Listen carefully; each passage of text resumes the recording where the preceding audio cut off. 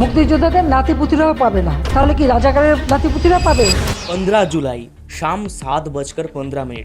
इस वक्त पर लगभग 20 से 25 लोग हाथों में लाठी, ईंट, डंडा लेकर घुस जाते हैं ढाका मेडिकल कॉलेज में। उस वक्त हॉस्पिटल के इमरजेंसी वार्ड में बहुत से इंजर्ड स्टूडेंट्स का इलाज चल रहा था, पर उन लोगों ने जख्मी स्टूडेंट्स पर ही धावा बोल दिया। यहाँ तक कि उन स्टूडेंट्स को जो ट्रीटमेंट कर रहे थे उनके ऊपर भी हमला किया गया। ये हाल सिर्फ ढाका मेडिकल कॉलेज या फिर ढाका यूनिवर्सिटी का नहीं है, इस वक्त पर पूरे बांग्लादेश में ये वायलेंस का आग फैल चुका है। मेरे वीडियो बनाने के वक्त ऑलरेडी 6 या फिर उससे भी ज्यादा स्टूडेंट्स मर चुके हैं और कई सौ स्टूडेंट्स जख्मी हुए हैं। बंद हो चुका है कई स्कूल, कॉलेज और यूनिवर्सिटी। कॉलेज कैंपस में छोड़ा जा रहा है tear gas, rubber bullet, sound grenade. Bangladesh के हर कैंपस में खून की नदियां बह चुकी है। लेकिन तुम जान के शौक हो जाओगे कि ये हिंसा, मारकाट और वायलेंस बहुत आसानी से ही रोका जा सकता था अगर बांग्लादेश गवर्नमेंट थोड़ी और समझदार होती, अगर उनके अंदर थोड़ी और ह्यूमैनिटी होती। अब सवाल है कि इस सब का शुरुआत कैसे हुआ? आखिर ये स्टूडेंट्स प्रोटेस्ट क्यों कर रहे हैं? क्यों उनके ऊपर जवाबी हमला हो रहा है? और तुमको मैं बता दूं कि बांग्लादेश जिस प्रॉब्लम से सफर कर रहा है वो चीज इंडिया में भी है, और ये है कोटा सिस्टम। कोटा नहीं, कोटा सिस्टम। बेसिकली इंडिया के सबसे प्रेस्टिजियस एग्जाम मतलब यूपीएससी एग्जाम में इस कोटा सिस्टम का मिसयूज करने का कुछ केसेस सामने आए हैं। लेकिन बांग्लादेश में जो कोटा सिस्टम है उसका इम्पैक्ट और कॉम्प्लेक्सिटी बहुत ज्यादा है।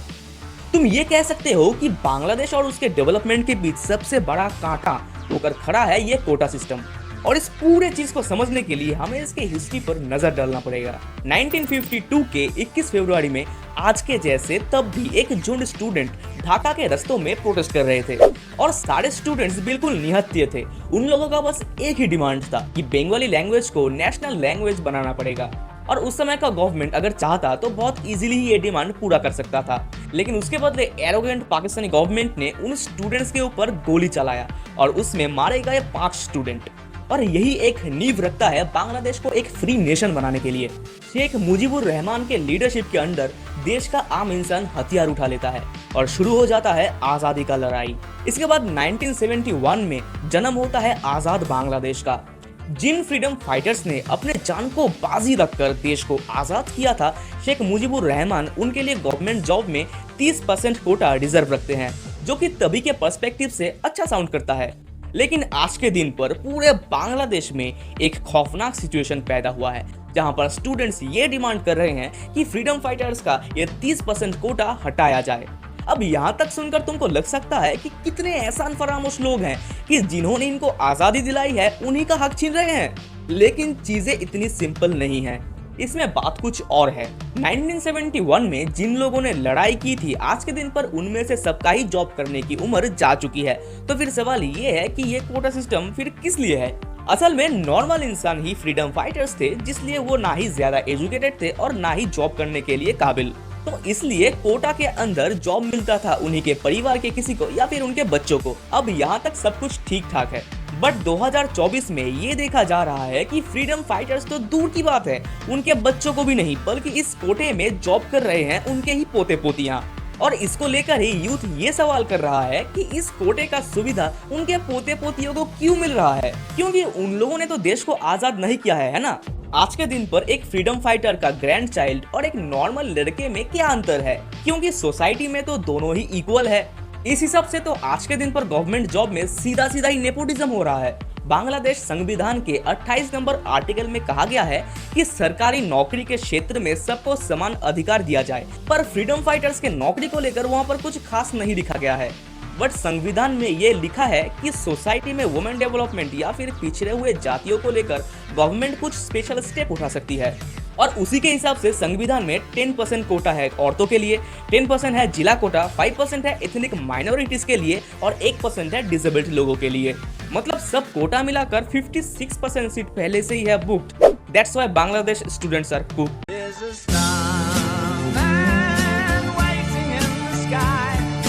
इसीलिए जब भी सरकार कोई नौकरी छोड़ती है तो पहले से ही वहां पर 56% सीट रिजर्व रहेगी ही रहेगी और सिर्फ 44% सीट रहती है मेरिट लिस्ट के लिए।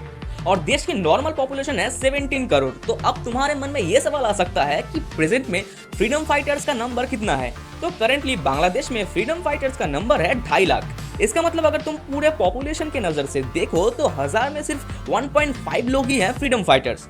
और कोटा सिस्टम के हिसाब से इसी 1.5 लोग के लिए बांग्लादेश में 300 सीट रिजर्व है। अब इस टाइम पर बांग्लादेश पर जो प्रोटेस्ट चल रहा है यही सेम प्रोटेस्ट 2018 में भी हुआ था। कह सकते हो 2018 के बाद ये सेकंड फेज चल रहा है और 2018 साल में सरकार के गलतियों के वजह से ही आज इतना वायलेंस हो रहा है, इतने सारे लोगों की जान जा रही है। तो गवर्नमेंट ने ऐसा क्या गलती कर दिया था जिसके वजह से आज बांग्लादेश का ये हाल हो चुका है। 1972 से चली आ रही इस कोटा सिस्टम पर बहुत दिनों से गुस्सा थे बांग्लादेश के यूथ और 2018 में ही पहली बार इसके खिलाफ इतना बड़ा प्रोटेस्ट किया गया था। और तुमको मैं ये बता दूं कि जो स्टूडेंट ये प्रोटेस्ट कर रहे थे वो कभी भी पूरे के पूरे कोटे सिस्टम के खिलाफ नहीं थे, वो सिर्फ फ्रीडम फाइटर्स वाले कोटे के खिलाफ थे। मतलब किसी ने ये नहीं कहा कि पूरा का पूरा कोटा सिस्टम ही उड़ा दो। जैसे डिसेबल्ड लोगों का जो 1% कोटा है, किसी ने भी 2018 में इसको हटाने की बात नहीं की थी। और एथनिक माइनॉरिटीज का 5% कोटा या फिर वुमेन डेवलपमेंट का 10% कोटा को हटाने के लिए 2018 साल के प्रोटेस्ट में किसी ने भी नहीं कहा था। तो फिर प्रोटेस्ट चल क्यों रहा है? क्योंकि प्रोटेस्ट करने वालों की सिर्फ एक ही डिमांड थी कि फ्रीडम फाइटर्स वाले कोटे को हटाया जाए। इसके वजह से मेरिट बेस्ड वालों की सीट बढ़कर हो जाएगी 74%। और सच कहूं तो बांग्लादेश सरकार ने इनकी बात सुनी भी थी, लेकिन इनसे तंग होकर और जल्दीबाजी में उस प्रोटेस्ट को देखकर फाइनली गवर्नमेंट फ्रीडम फाइटर्स वाले कोटे को हटा देती है, लेकिन एक बहुत बड़ी बेवकूफी के साथ। गवर्नमेंट ने असल में सिर्फ फ्रीडम फाइटर्स वाले कोटे को ही नहीं हटाया, बल्कि पूरे के पूरे कोटे सिस्टम को ही हटा दिया। और इस फैसले के वजह से वंचित हो जाते हैं डिसेबल्ड लोग। अब एक अक्षम इंसान को सोसाइटी में सेटल करने का रिस्पॉन्सिबिलिटी हर एक देश का, हर एक सरकार का है। इसके अलावा एथनिक माइनॉरिटीज और औरतों का डेवलपमेंट हो सके और वो आगे बढ़ सके, इसके ऊपर भी गवर्नमेंट को नजर देना चाहिए। लेकिन बांग्लादेश गवर्नमेंट ने सिर्फ फ्रीडम फाइटर्स के बदले पूरे के पूरे कोटे सिस्टम को ही खत्म कर दिया था। ये कुछ ऐसा है कि एक पेड़ के एक डाली में कीड़ा लगा हुआ है, लेकिन तुम सिर्फ उस डाली को काटने के बदले पूरा का पूरा पेड़ ही उखाड़ फेंकते हो। और यहाँ से ही शुरुआत होती है 2024 के इस प्रोटेस्ट का। 2018 में औरतों और पिछड़े हुए जातियों का कोटा हटाने के लिए वो लोग हाई कोर्ट में केस फाइल करते हैं और दूसरी तरफ फ्रीडम फाइटर्स के बेटे बेटियां भी उस कोटे को वापस लाने के लिए निवेदन करते हैं। और इसके बाद 2024 के 5 जून बांग्लादेश हाई कोर्ट ये बोलती है कि 2018 में इस कोटे को जैसे गवर्नमेंट ने हटाया था वो गलत है, इसलिए नौकरी में ये कोटा सिस्टम फिर से चालू करना होगा। मतलब फिर से स्वतंत्र सेनानी के पोते पोतियां इस 30% कोटे का मजा लेंगे। और कोर्ट का ये राय सामने आते ही फिर से 2018 जैसे स्टूडेंट्स इसके खिलाफ प्रोटेस्ट करने लग गए। और अभी भी उनका सेम ही डिमांड है कि पूरा कोटा सिस्टम ना हटाकर इस सिस्टम को करेक्शन करना होगा। और आज के दिन पर भी अगर किसी फ्रीडम फाइटर या फिर उनके बच्चों की नौकरी की उम्र है तो उनको मौका देना होगा। और तुमको मैं ये बता दूं कि फेक फ्रीडम फाइटर की आइडेंटिटी देकर बहुत से लोग बांग्लादेश में गलत तरीके से नौकरी कर रहे हैं। पर जब ये स्टूडेंट्स पीसफुली प्रोटेस्ट कर रहे थे तब पीएम शेख हसीना के कुछ स्टेटमेंट बाहर आते हैं और वो बोलती है कि स्वतंत्र सेनानी के पोते पोतियां अगर नौकरी नहीं करेंगे तो क्या रजाकार के पोते पोतियां नौकरी करेंगे? मुक्तियोद्धाদের नातीपुतिराও পাবে না, তাহলে কি রাজাকারের नातीपुतिरा পাবে? और बात उन्होंने जैसे ही क्यों ना कही हो, पर उनके इस एक बात से लाखों स्टूडेंट्स का खून खौल जाता है। क्योंकि स्टूडेंट्स का भरोसा था कि इसके बाद शायद पीएम उनकी बात सुनेंगे, लेकिन इस स्टेटमेंट के बाद ये प्रोटेस्ट और भी बड़ा और जबरदस्त तरीके से होता है। स्टूडेंट्स ये स्लोगन देते हैं कि चेचिलम अधिकार होएगालम राजाकार। इसका मतलब है कि चाहते थे अधिकार और हो गए रजाकार। और तुमको मैं बता दूं कि रजाकार है बांग्लादेश के सबसे ज्यादा नफरत किए जाने वाले लोग, जिन्होंने अपने ही देश से गद्दारी करके पाकिस्तान का साथ दिया था और बांग्लादेश के लाखों मासूम लोगों का खून और बलात्कार किया था। और इन्हीं गद्दार रजाकारों के साथ स्टूडेंट्स को कंपेयर करने का मतलब सीधा सीधा उनको गद्दार, टेररिस्ट और एंटी नेशनल बोलना। कहा जाता है अगर किसी देश को खोखला करना चाहते हो तो उस देश के यूथ को बर्बाद कर दो, उनका एजुकेशन छीन लो, उनका सपना छीन लो। और इस वक्त पूरे बांग्लादेश में यही हो रहा है। स्टूडेंट्स के पास से उनके प्रोटेस्ट करने का हक भी छीना जा रहा है और इस काम को कर रहे हैं स्टूडेंट्स लीग और पुलिस। स्टूडेंट लीग के लीडर्स लोग स्टूडेंट के ऊपर ही हमला कर रहे हैं। बहुत से स्टूडेंट्स को वो मार रहे हैं, उनका मोबाइल छीन रहे हैं, उनको छत से फेंका जा रहा है। मतलब पूरा गुंडा राज चल रहा है। दूसरी तरफ पुलिस भी इनके ऊपर रबर बुलेट्स, टियर गैस और साउंड ग्रेनेड फायर कर रहे हैं। देख के ऐसा लगता है कि ये 1971 का वही जलता हुआ बांग्लादेश है। सोचकर और शौक तब लगता है जब पता चलता है कि देश में आर्मी, रैप और पुलिस रहने के बावजूद स्टूडेंट लीग खुद से जिम्मेदारी ले रहा है इस प्रोटेस्ट को वायलेंस करके उखाड़ फेंकने का। और सरकार भी उनके इस काम को लेकर कोई भी स्टेटमेंट नहीं दे रहा है। देखो, बांग्लादेश के फ्रीडम में स्टूडेंट लीग का बहुत ही इंपॉर्टेंट रोल था, लेकिन आज वही स्टूडेंट लीग निहत्थे स्टूडेंट के ऊपर अंधाधुंध हमला कर रहा है।